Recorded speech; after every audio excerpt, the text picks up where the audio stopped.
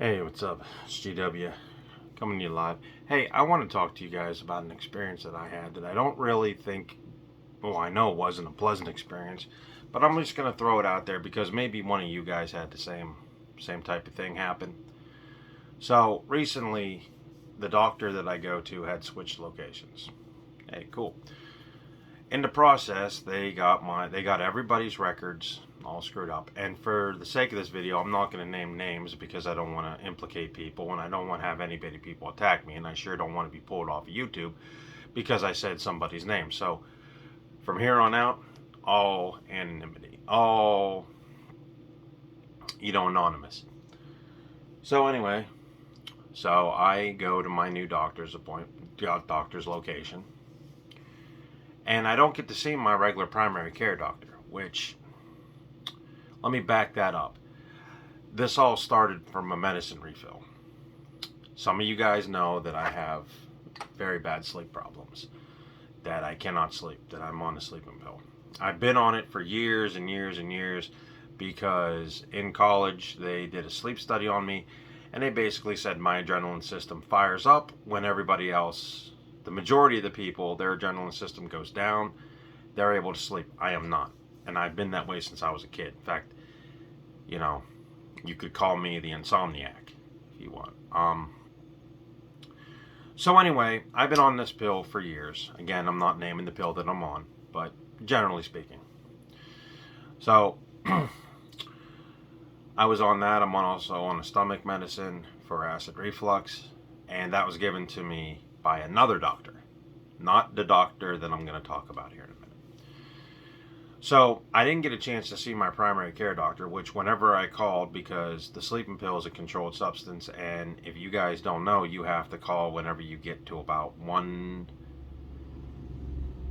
to 5 pills. You have to call in, and they refill it because they have to check with the doctor, and they say, is he taking it? Okay, we'll give him. So I called in for a medicine refill, and this was during their move. And my local pharmacy tried contacting them about, I don't know, 4 or 5 times. The other medications that I sent in were, refilled right away, except for this one. And this is the one I really needed. So I went ahead and I called again. And we just happened to be down there one day, me and my wife, and I said, let me go talk to one of these, pharmacy employees and see what's going on. So I went down there. They told me they were faxing the old office, that I should get in touch with the new office. Cool. So I get the new number off of Google, right? And I call them. And you would have thought World War III started with this call, because first of all, the secretary that I talked to was very aggressive in telling me exactly what she thought of what her little own reality was. Okay? So I called in, I said, yeah, I'd like to get a refill, or I'd like to have the doctor prescribe it. Well, when was the last time we were there? Now, my current last day at the old doctor's office was December 28th. And I know that day because that was last year, and me and my wife were just getting over the RSV that was going around. So I went and we did the thing. In fact, we still have the bill sitting upstairs. So I said to the lady, I was in, December 28th. No, you weren't, sir. You were in here in April. No, I wasn't, because I had the bill sitting outside that clearly said I wasn't. So she argued with me on that point. And I was trying to keep it down because I was getting angry by the minute, but at some point you have to work with these people. Dunkin' Donuts coffee, man, it's great. But it doesn't mean you have to like them. So then I says, well, I'm calling for a medicine refill. I don't need to be seen. You need to be seen, sir.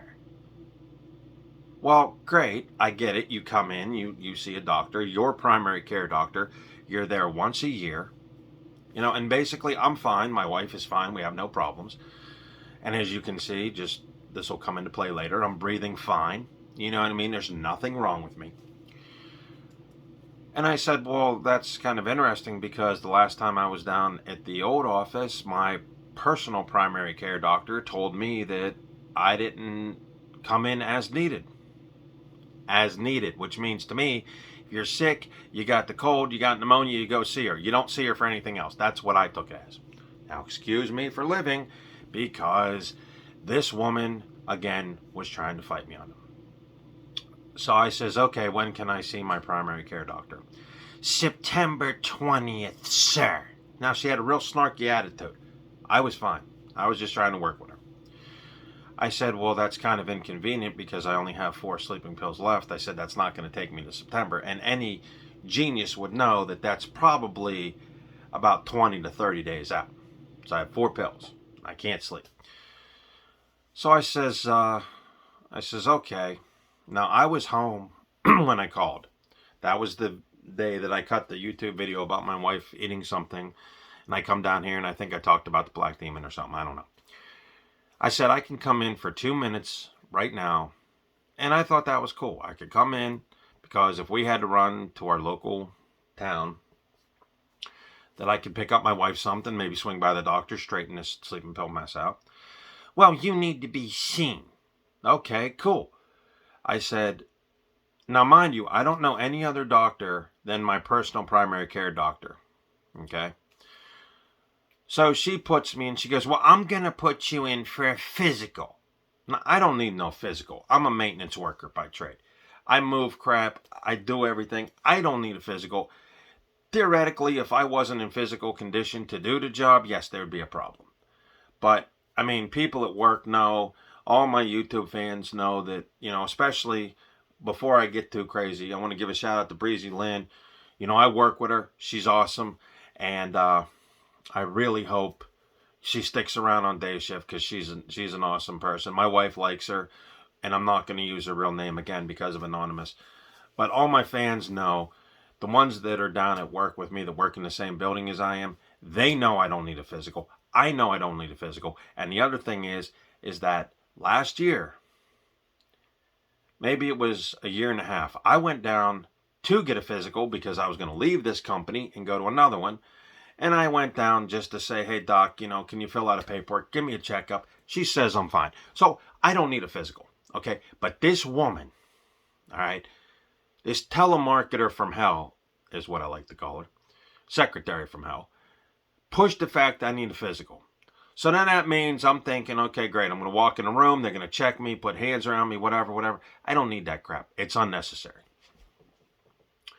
So she books me for a physical. So I go down.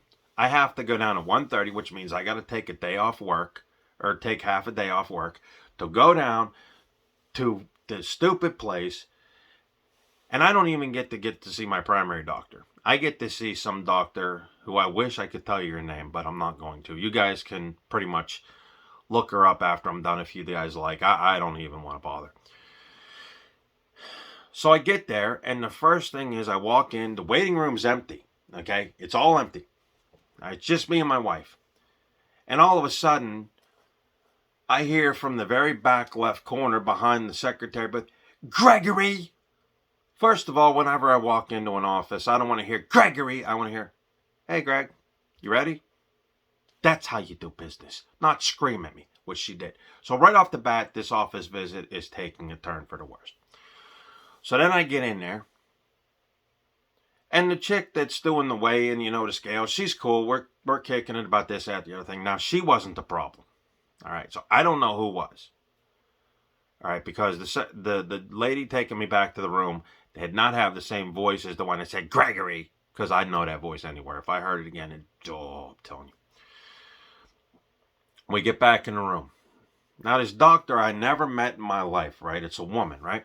She comes in here, and the first thing she does is she has a paper in her hand on a clipboard. And it says, current medications and status.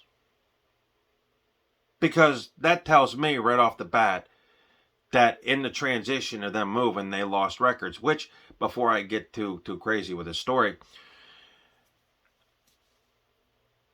would explain why she kept saying April.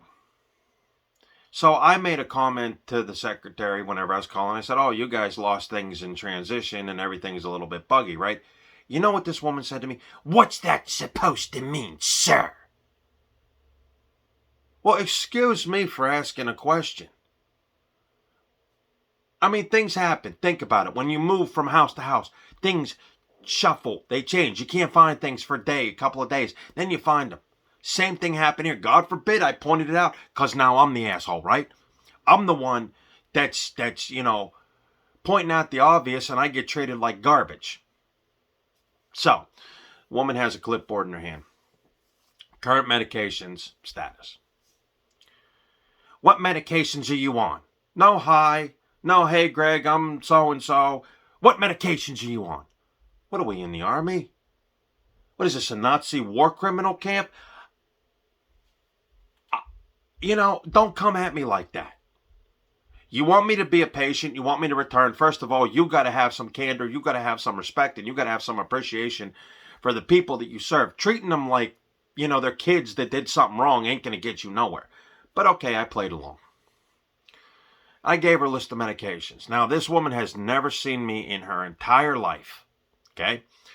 She's telling me, well, you don't need to be on that. You don't need to be on this medication. This medication's not good for you. First of all, she's not the one that prescribed it. She's not the one that knows the cause for it. And she sure as hell ain't the one that called it in. So there's that. Then her attitude. Everything was like rigid, straight to the point, no sense of humor, no friendliness. It was like, bam, do what I say or else. So she goes, what are you here for? And I says, I just need a current refill on my medication. Well, you're going to do this test, this test, this test, and this test. Okay, back up.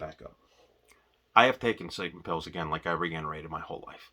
Never once has somebody dangled them over my head like a freaking carrot and said, you do this or you're not getting this. For me, that's a violation of the medical profession. Not only that, you don't treat me like I'm in debt to you, because that shit ain't going to happen. So then she's telling me to stop taking my acid reflux medication. Well, I got news flash for you if you're watching this. If I take it, the stomach actually, eats away at my stomach and my throat and I die. Okay? And I didn't want to say that in the room because I actually held back. And you guys are watching this video, and this is my only way to inform people. Now, I didn't get mad in the room. I didn't. I walked away. So I didn't tell her that, but I'm like thinking, if I don't take my stomach medication, yes, I will die. And I was given my stomach medication by someone who knows a hell of a lot more about my acid reflux than you'll ever know about me.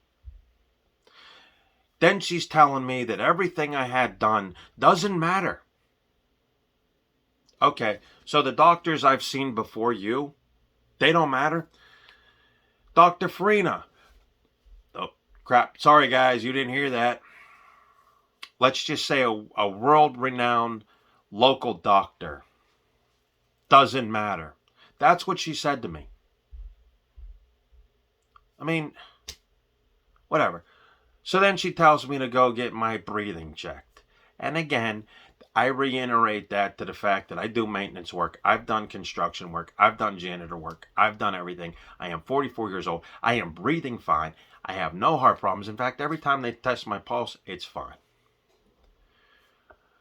So on her way out, she scares the crap out of my wife and she goes, well, you need to go to the Pulmonary Institute. Makes it sound like you're dying, you know what I mean? I'm not dying. I come in here, cut videos. I live a productive lifestyle. I mean, what the hell? So then we go home. And my wife has enough insight to look this woman up on the phone, to see what kind of reviews she got. Because I didn't like her. And what we found was pretty damn shocking, guys. She had allegedly told a diabetic not to take insulin for 27 days. Newsflash, that person would die if they did that. You got that? Now, I don't like being mean to anybody. But her approach, her style, doesn't work. And there's countless other complaints about her. And again, I had never met this woman in my life. I don't want to ever see her again in my life because, when you go to a doctor's, you want somebody you can talk to, even if it's a very embarrassing situation. You want a couple of things from a doctor's office. You want to know that you're going to be taken care of and treated with respect, which I clearly wasn't. You want to know that you can have a chance to address the problem with the doctor and there's a common ground. And you also know that you can trust them with anything and that they'll take into consideration your feelings, what works for you. Going to the doctor in that particular case was like being forced to do everything, thrown through one little incredible situation after another. I don't know what this woman's deal is. I don't. And I'm not going to name names because I don't want no backlash. But I don't like being forced to take unnecessary tests. And I think that, being in 44 years old, you get the regular checkups. You know what I mean? If something's wrong with breathing or if I'm spitting up blood, okay, I'll go to the Pulmonary Institute and we'll get checked. And I'll say, hey, what's going on? You know what I mean? I don't like being pushed into something. And again, I reiterate the fact that when you go to a doctor's, there's a level of trust. There's a level of friendliness. There's a level of communication. They're supposed to work for you. You know what I mean? In some capacity. You go to the doctor, you got a gash on your hand, you need to clean it out. You say, hey, can you help me out with this? The other doctors that I've had have always been people that I can talk to about my darkest moment and feel comfortable doing it because they are on the level of somewhat of a friend or a big sister or a big brother or someone that actually cares about the medical profession and you as an individual. And what I saw the other day at that doctor's office was way opposite direction of anything that I have ever been through in my life. And I've been through a lot of garbage. So we get home, like I said, my wife is Googling this person up. And then to make it even worse is I went to work yesterday. And people were asking me, because I left work early, they said, hey, how's your doctor's appointment go? And I told them who I had saw, a few people. And they're like, oh my God, they put you with, dude, she's not good. And they would tell me horror stories. And these are best friends. These aren't people coming out of the woodwork because they have a grudge. These are friends at work. So I called down to the doctor's office yesterday and I said, look, I had a really, really horrible experience. Not just with the doctor, but with the office secretary. And I have never, guys, in my life had an experience like that. And I know that there's going to be people that are going to say, oh, Greg's trouble everywhere he goes. Well, okay, that's fine. But let me point this out. Everywhere I go, work, school, work, butler, grocery shopping, chiropractor appointments, dentist appointments. I am the most laid back person in the world. Okay, I don't start no crap. So whatever these people's deal is, my wife was so mad she wanted to actually find a new doctor. So I says, you know what? I says, before we jump to do all that, because I know it's not my personal primary care doctor, because she is amazing, guys. She's on my level. I can talk to her as a friend. I could talk to her about things I can't even talk to my wife about. And my wife can talk to her about things she can't even talk to me about. The point is my PCP, I put her up there because she treats me with respect. She never comes in that room with an attitude. She never treats me like garbage, which is clearly what happened the other day. All right? I am not the problem. Things happen when doctors' offices move from one place to another, or your work relocates from one place to another. Things get shuffled around. I got caught in the mix, and instead of people listening to what I said, I get the third degree from the secretary staff, from this, I don't even know what she is, an LPN, RPN, whatever she is, I don't give a crap. All right? Because I don't like her. So, I just wanted to come on and tell you that. And I'm not going to name names, as I said, and I wish I could. Because part of me wants to trash her on the internet because of the way she treated me. But I know that if I do that, that I'll be pulled off YouTube, or they'll start some community standard guidelines, pull me off. And I mean, they're already doing that. But I've had a really bad experience at the doctor's office, is what I was going to originally title this. And hopefully I'm going back September 29th. I'm going to be the first person there at 8 o'clock. And I'm going to talk to my PCP and maybe get this straightened out. And if things don't get straightened out, then I am taking my business elsewhere. And it's not my doctor's fault. Okay, my personal primary care doctor. It's not her fault. And I want to reiterate that.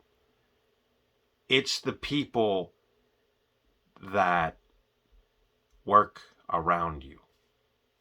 You know. So I'm going to try to get some clarity on the situation. But I am really upset. And it's to the point where, it really upset my wife, because as we were leaving, she hands me a thing to go get to the pulmonary thing. And I'm like, I've never been tested for this crap in my life. Why now? And she scared my wife, because my wife's like, what's wrong with his lungs? Scared the hell out of her for no good reason. My wife got in that car. We drove home trembling. And I had to reiterate over and over again, and I'm fine. Because this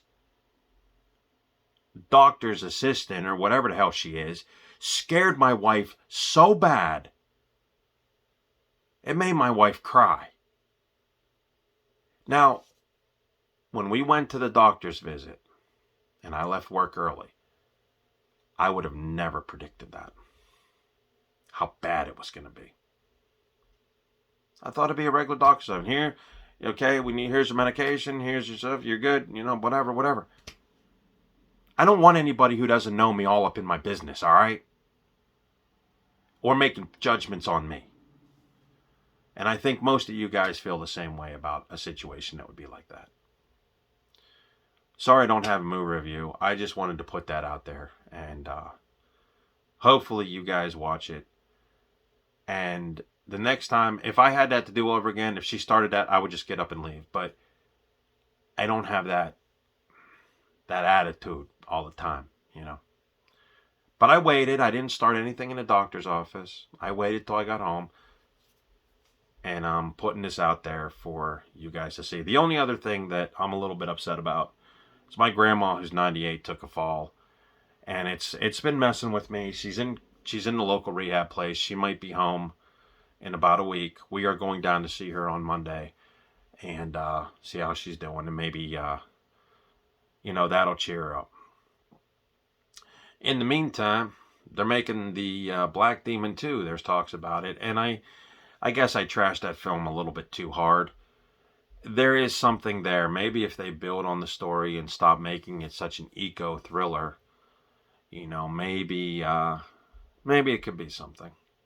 So, but if you like it, it is the most watched movie on Prime right now. So that's a good thing. So maybe I was being a little hard on that film. Anyway, I hope you learned something today. Watch your back.